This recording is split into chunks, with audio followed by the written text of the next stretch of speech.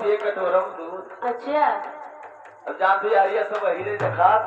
क्या अरे भैया अरे घर में हरारू गरी आवत होई अतरा पसार पसार अतरा पसार पसार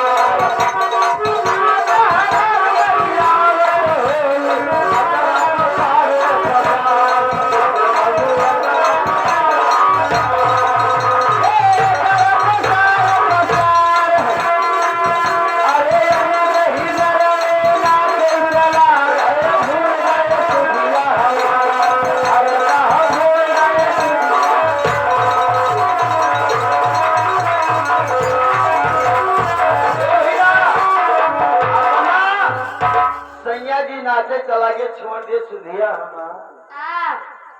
अरे जकरा पास ना हो वही रुपया हम सिया लई लो उधार सिया लई लो उधार। अरे जकरा पास ना हो वही रुपया हम सिया लई लो उधार। अरे बाबू हम सिया लई लो उधार।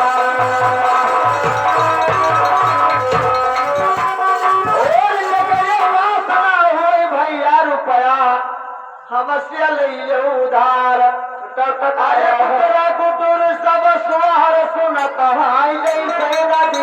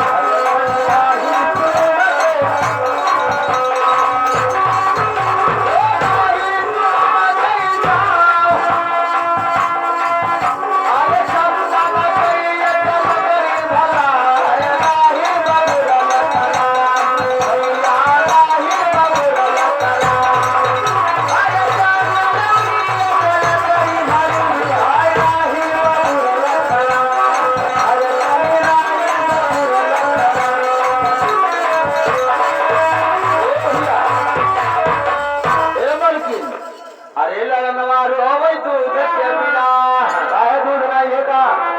अरे गोरिया